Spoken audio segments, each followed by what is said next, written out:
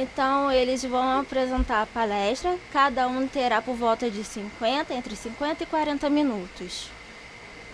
E logo após o encerramento da palestra, teremos o momento de perguntas e respostas. Professor Gabriel, por favor, para dar início.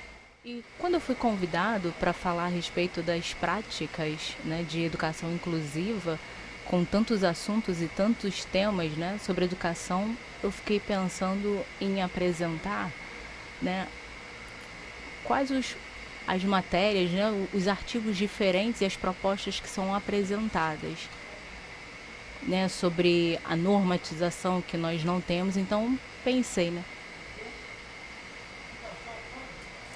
da parte cognitiva, né, das pessoas deficientes.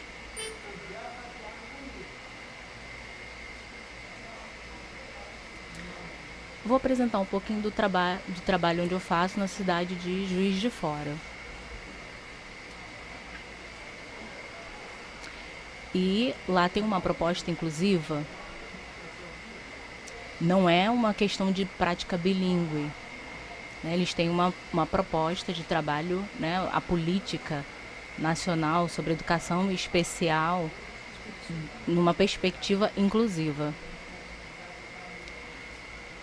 E aí o pensamento é que a perspectiva inclusiva é o bilinguismo. A educação especial faz parte do bilinguismo. E aí há uma grande dificuldade de aceitação nesse sentido. A área da educação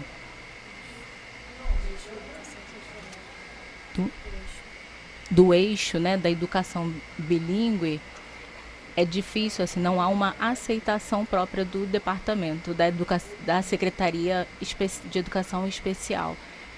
E há sempre um desacordo a respeito desse assunto.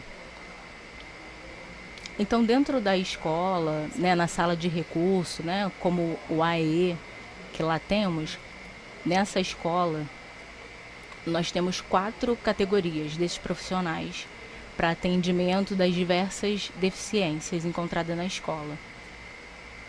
Aí nós temos o AE, educacional de Libras, enfim, sobre a língua, que ensina a estrutura da língua de sinais. E esse é o sinal. O AE em Libras. E aí mostra as experiências de vida, é um apoio. Percepção de mundo, um apoio para essa matéria. O segundo AE, ele trabalha como se fosse o professor de língua de sinais, ensinando as matérias com o uso da língua de sinais, complementando o AE em Libras. Às vezes o que falta, né, nesse ensino, parece como já aconteceu, né? Me ligaram e Carnup, por exemplo, destaca dessa questão, né, comparando, né, como que a pessoa faz essa visão de mundo e em anos diferentes de aquisição de língua, o atraso da entrada desse aluno na escola e também um atendimento inclusivo. E sempre há um atraso da entrada desse aluno na escola. Então, e exige muito esforço para fazer com que a escola, a educação especial, se torne bilíngue de fato. Então, é muito complicado, pois as pessoas têm um pensamento muito fechado a respeito desse assunto. A subjetividade das deficiências, que há uma diferença, mas eles não concordam com isso.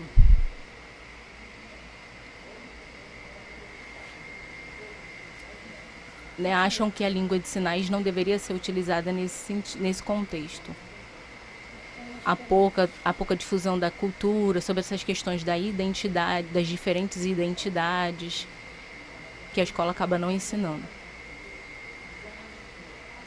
Mas a prática desses profissionais, desses 4 profissionais dentro da escola, nós temos em média 10 professores de Libras, né, 3 pedagogos,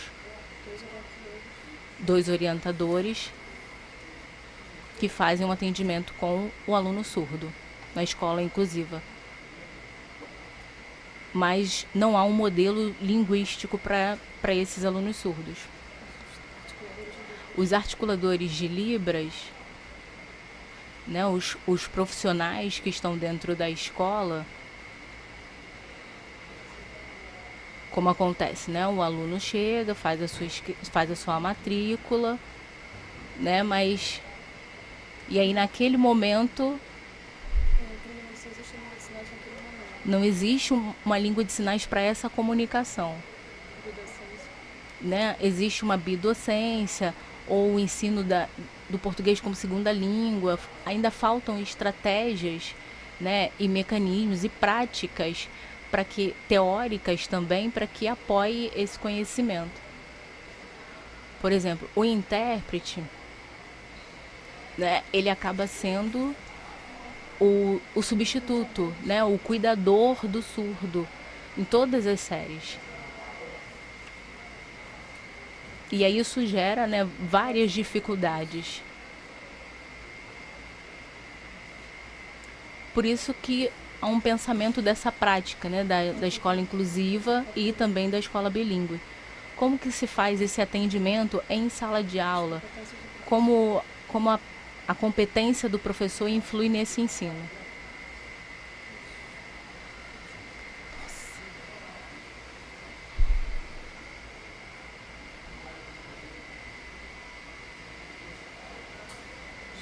Scliar também explica que a grade curricular, a prática, mais as estratégias, tudo isso às vezes pode parecer uma referência ouvintista, né, fazendo uma normatização de que os surdos têm que ter a mesma educação, do mesmo jeito para todos. No mesmo tempo em que, por exemplo, acontece na escola inclusiva, não há um esclarecimento sobre isso, né, de respeitar essas diferenças. Sempre há um atraso.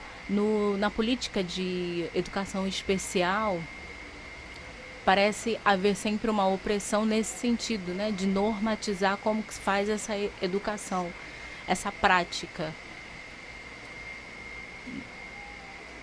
Como que nós fazemos para copiar esse modelo, adquirir esse modelo e fazer esse atendimento.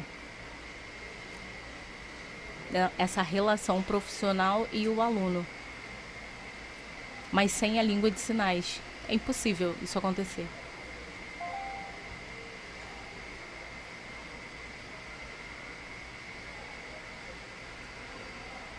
Também a prática educacional, ela está vinculada com a competência.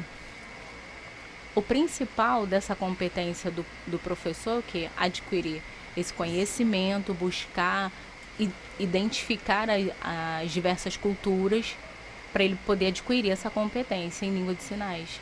Porque só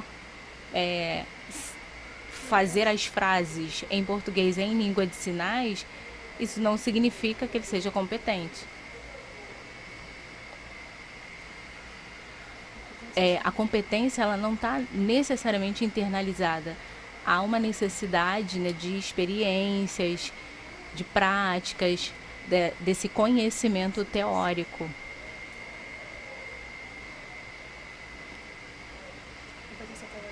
A competência teórica, né, do ensino-aprendizado,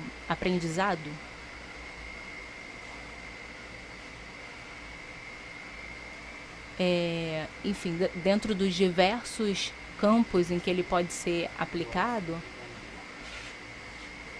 ele explica as várias características em que a criança pode assimilar esse conhecimento.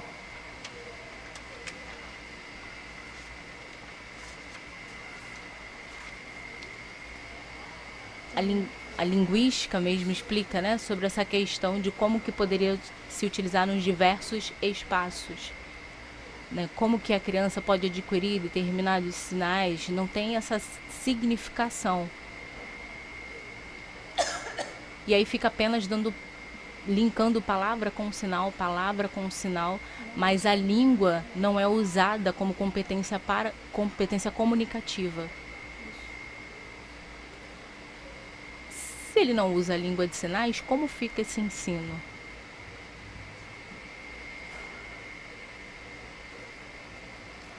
Paulo Freire, ele cita essa questão da prática docência, desse ensino, e dentro da pesquisa na área da educação, que o professor ele precisa buscar esse conhecimento e ensinar. Precisa respeitar a diferença de cada aluno, o conhecimento que cada aluno tem, a experiência de mundo que cada um deles possui, né? O professor precisa respeitar essas diferenças. Como pode acontecer, né, do aluno, por exemplo, esse conceito de casa, por exemplo. Essa relação, essa troca, ela é necessária, né, para que haja um respeito de vivência e essa troca possa se tornar um aprendizado.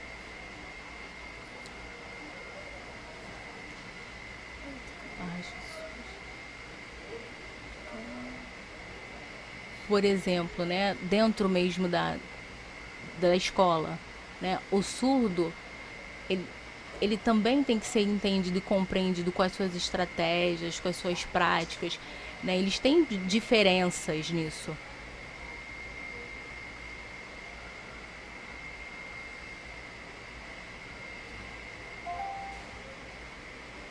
Não há uma relação, né, do professor, da docência, com essa de se perceber de como que o aluno pensa, o que ele acha. Não há uma estratégia desse professor para esse aprendizado, para que o aluno consiga se desenvolver.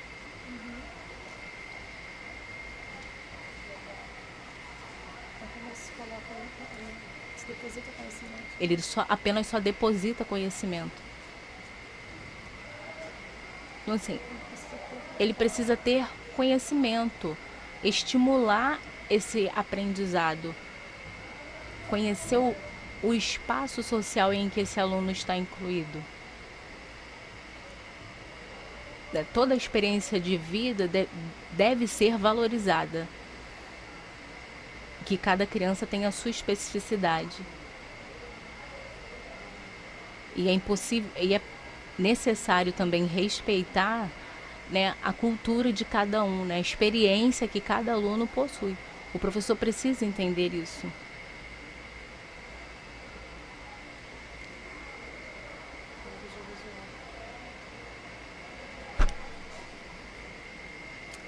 Lá em Juiz de Fora, eu tenho uns amigos que trabalham numa outra escola, né, num curso, dentro de uma escola de alunos de 1º a 5º ano.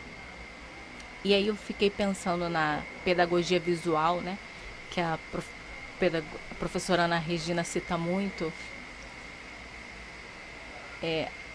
de colocar as imagens e conceitualizar elas. Então, as imagens com contexto. Apresentar, fazer comparações para que esse aprendizado, esse desenvolvimento aconteça. Além da imagem, um conceito. E fazer essas ligações, essas referências para que o aluno aprenda.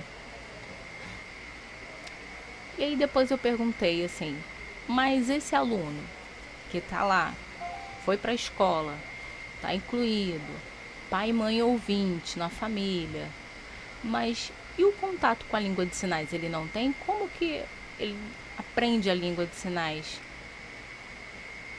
Quem ensina para ele? Que experiência que ele tem?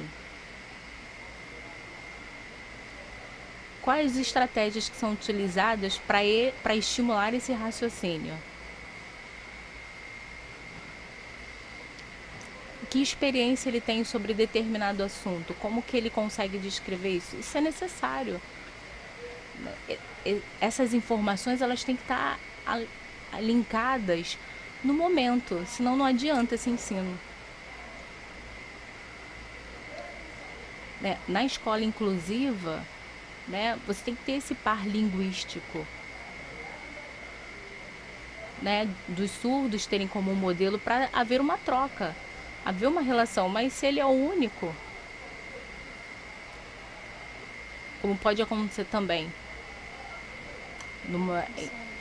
na função da escola, por exemplo, de ensinar a língua, de ter contato, mas e fora dali? E os pais que são ouvintes, como que faz isso? A percepção que esse aluno faz do mundo. Né? Se não há o canal auditivo para essas informações entrarem, quem informa? Né? Quando é um bebê que está ouvindo, né? Todo mundo passa a informação e ele vai captando essas informações e ele já chega com uma percepção. Já o surdo não, ele chega na escola faltando isso. Então ele precisa desse apoio. Então nós, enquanto profissionais, sabemos disso. Que o trabalho, às vezes, com o surdo, só fazer aquele curso de algumas horas é o suficiente? Não é o suficiente. Só ter o certificado já é o suficiente para mim poder ensinar a língua de sinais num curso de Libras? Né? Eu, enquanto intérprete, pedagogo, né, tenho minha prática em língua de sinais. Então é necessário ter essa cultura de surdo, ter esse conhecimento de mundo para fazer essa transposição desses conhecimentos. Porque senão realmente há esse atraso sempre, né, no ensino das crianças. Eu não posso ter essa informação sozinha, né? Eu preciso também ter uma empatia, né? Como que eu faço? Já que eu tenho essa percepção, tenho esse raciocínio, tenho essa compreensão, como eu faço para os alunos também terem? Poxa, tá um calor danado, tô até sono. Então a pedagogia visual, ela tem várias características, né, que podem ser incluídas como a arte, a parte comunicativa, a utilização da internet. Mas isso não é passado para as crianças e aí eles acabam não tendo esse conhecimento. Né? É um filme, é uma imagem, livros, diversas coisas que podem ser utilizadas para essas questões. Como fazer o próprio, né, na aula de arte, por exemplo, né, eles mesmos fazerem as suas próprias atividades.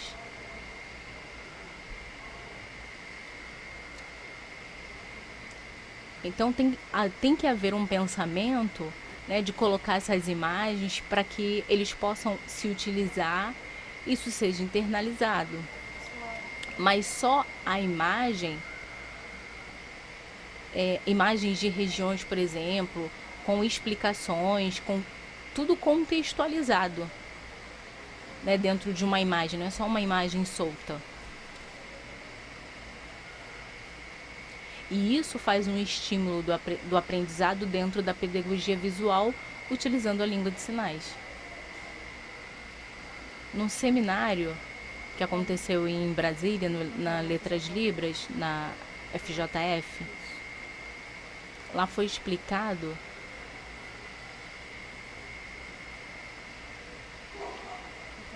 que a matemática, né, utilizando-se a língua de sinais,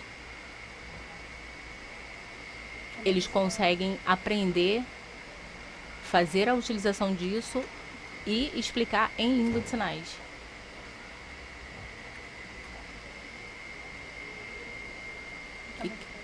Metamorfose, como se fosse uma metamorfose, né?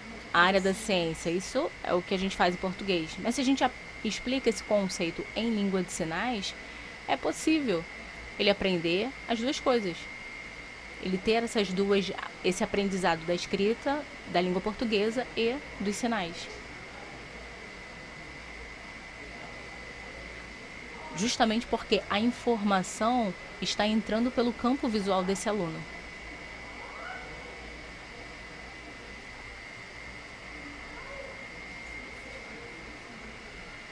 Mas e o aluno que Estuda geografia. que estuda geografia no ensino médio, por exemplo?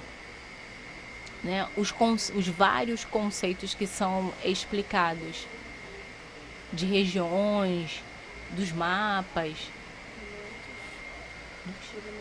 dos elementos que são aprendidos, enfim.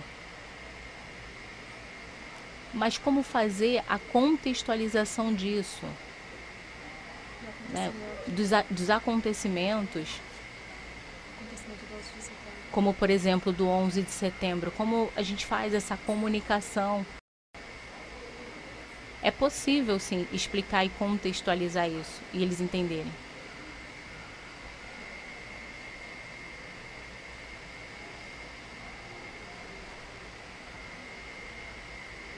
E é possível eles perceberem isso se houver uma contextualização clara desse assunto.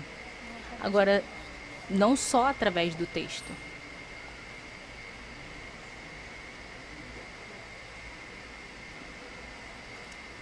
Essa é uma imagem utilizada no quinto, sexto ano.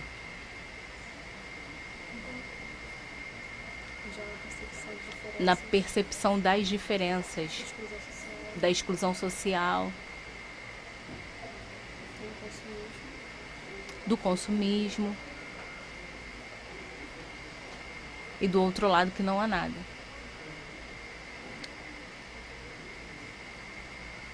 Né? Que há as identidades diferentes.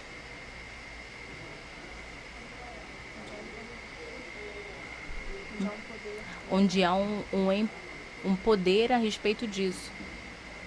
E há uma discussão, uma política sobre isso. E isso tem que ser estimulado e trocado entre os alunos. Mas apenas com uma imagem, várias coisas podem ser trabalhadas e ensinadas. Mas há necessidade de um objetivo claro, esclarecido e uma flexibilidade dessa matéria. E é possível esse ensinamento.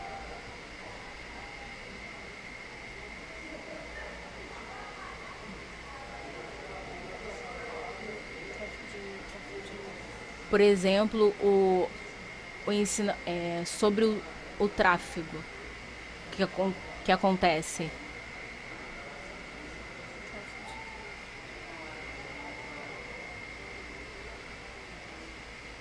Alunos de quinto e sexto ano, com idade de 12 anos, não conhecem esse assunto.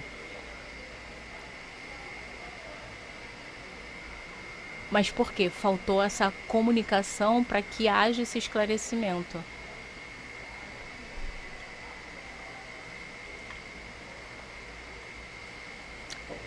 E ainda sobre essa prática de provocar um debate sobre o ensinamento dos alunos,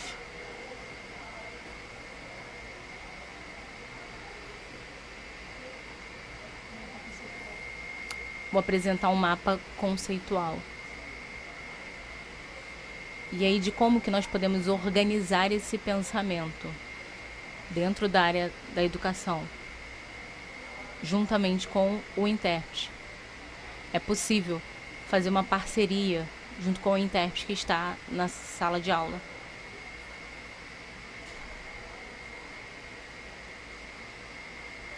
Como, por exemplo, o ciclo dá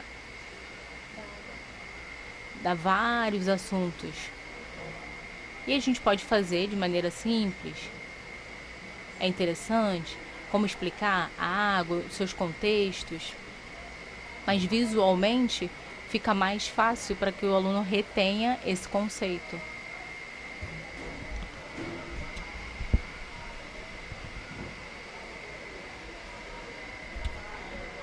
Um exemplo que nós podemos pensar sobre essa pedagogia visual é conseguir adaptar esses materiais, ter uma estratégia que nós conseguimos organizar essas disciplinas. E às vezes parece que é apenas um pedido, a gente só pede, mas é necessário que haja também o nosso próprio esforço, o esforço desses docentes para poder conseguir ter uma educação para os surdos, algo realmente de valor que é um direito deles.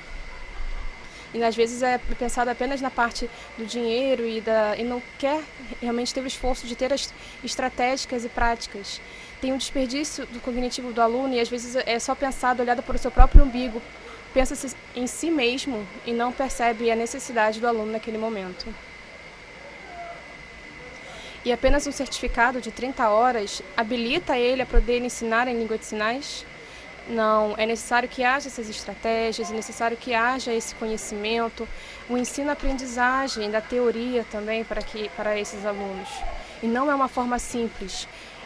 É necessário que realmente precise estudar esses métodos, os temas diversos que podem ser inseridos para a educação deles. Um certificado de algumas horas de língua de sinais, vários desses certificados, não adianta. Isso apenas torna mais precário ainda o ensino-aprendizagem, porque realmente o que falta é a consciência.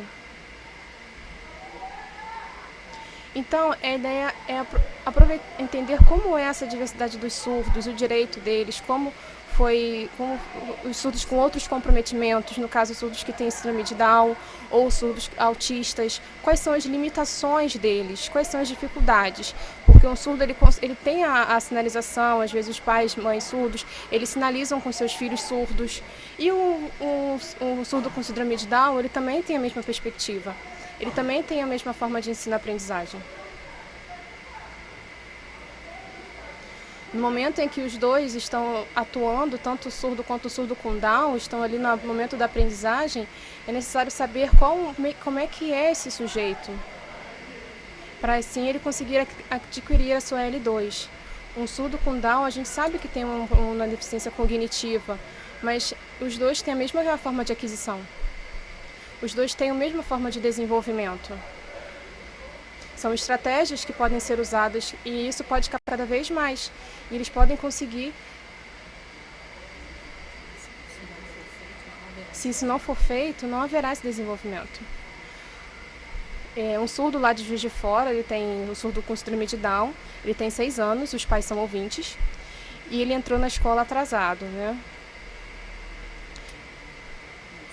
E um surdo com 7 anos, que os pais são influentes em língua de sinais, teve essa comparação. E o surdo com síndrome de Down não foi utilizado a língua de sinais diretamente com ele, a interação foi feita de forma não muito rápida, foi feita uma relação entre o professor para que ele possa ter a percepção e ter aquele modelo de professor naquele momento. Uma estratégia utilizada diferentemente com o aluno que é surdo, que tem essa fluência na língua de sinais.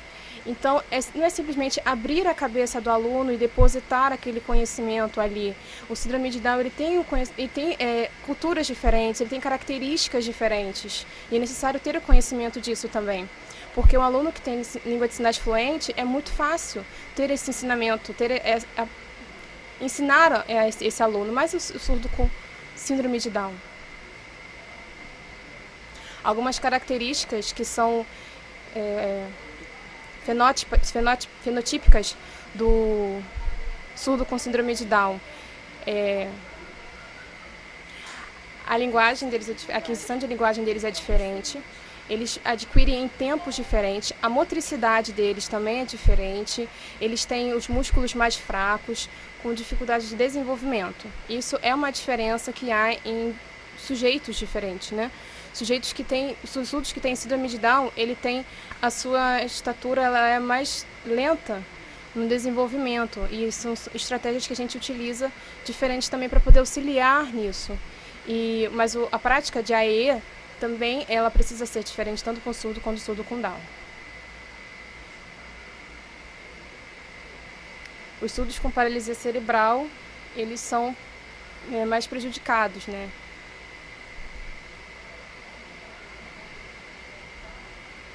Os surdos com síndrome de Down são com paralisia cerebral, eles têm um esforço cognitivo mais elevado do que não só cognitivo, mas na motricidade deles mesmo, pelo fato deles terem alguma parte do seu corpo afetado. Então a comunicação, ela é diferente. Tem que ter uma comunicação alternativa para esse surdo com PC. Às vezes uma comunicação com o computador, com algum tipo de recurso visual também, para que essa relação seja efetivada. E é necessário realmente fazer as estratégias diferentes, métodos diferentes utilizados para esse surdo.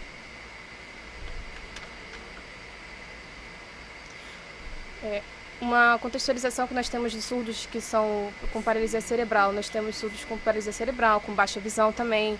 Temos outros tipos de comprometimentos que são associados à percepção também motora, que é mais difícil, porque o surdo ele tem uma língua visual, gestual, mas os que têm paralisia cerebral eles têm mais dificuldade pelo fato do atrofiamento de algum músculo. E são práticas diferentes que são adotadas para ambos. Por exemplo, tem um surdo que já é adulto, com idade de 18 anos mais ou menos, usuário da língua de sinais,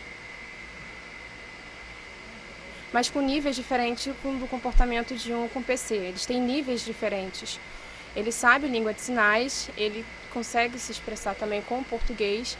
A escrita tem uma certa dificuldade, então ele necessita de um computador, de notebook, para poder fazer a parte da escrita.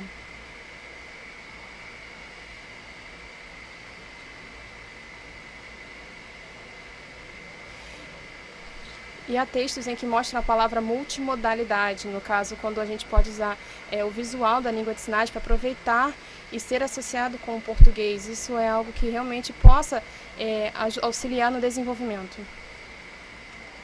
Os autistas também, o autismo.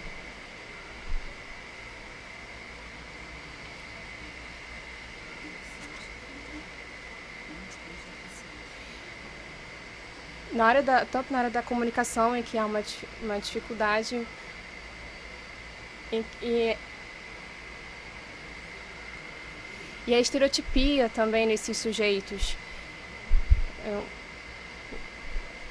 É como se os autistas deles não pertencessem a esse mundo pelo fato da falta de comunicação que acontece, a forma como tem que ser interagido uns com os outros. E também, às vezes, o contato, o toque. Às vezes um surdo é muito quieto, às vezes ele é hiperativo.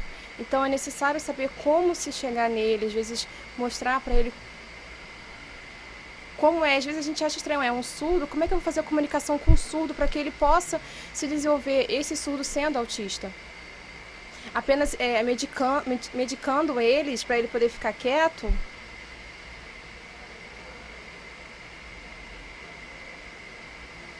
Esses são alguns exemplos que a gente mostra para vocês de surdos, nessa relação, nessa troca de papéis que a gente tem de relacionamento, mostrando para eles a identidade de cada um e ensinando deles diretamente com a língua de sinais, para que ele possa ter a percepção, possa ter um modelo ali em sala de aula e perceber a cada momento os tipos de cores diferentes. Por exemplo, o azul. Então ele escolhe o papel azul porque ele consegue ter essa percepção. É uma estratégia muito boa utilizada em sala de aula, em que ele percebe tanto as cores que podem compor a sua identidade. Como é que seria a comunicação com os que têm paralisia cerebral? A gente faz um tipo de reação, né? No caso com resposta. Nós perguntamos e eles fazem sim ou não. É uma comunicação que a gente consegue ter com eles. É um tipo de estratégia. No caso, nós temos uma mesa em que há várias cores diferentes, vários objetos com cores diferentes, e isso estimula o processamento cognitivo deles, porque eles têm essa vontade de querer agir, e isso a gente percebe pelo processamento deles. E há diferentes métodos também que podem ser utilizados, trabalhos manuais mesmo, que nós mesmos podemos fazer. E isso é respeitando cada sujeito, tratando eles de forma igualitária, mas que cada um tem a sua estratégia, tem a sua forma diferente, cada um tem a sua especificidade diferente. E nós precisamos pensar e organizar o nosso cognitivo, para poder auxiliar os surdos.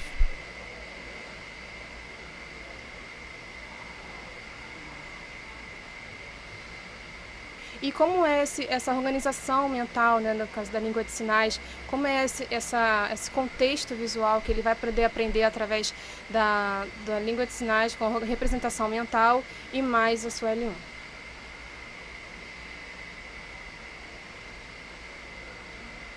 E é necessário que nós venhamos pensar um pouco sobre a prática, como foi falado anteriormente, de Paulo Freire, em que nós precisamos pensar esse contexto do sujeito, pensar nas nossas próprias práticas docentes, no que nós podemos fazer, o que está de acordo com o bilinguismo, o que está de acordo com a inclusão.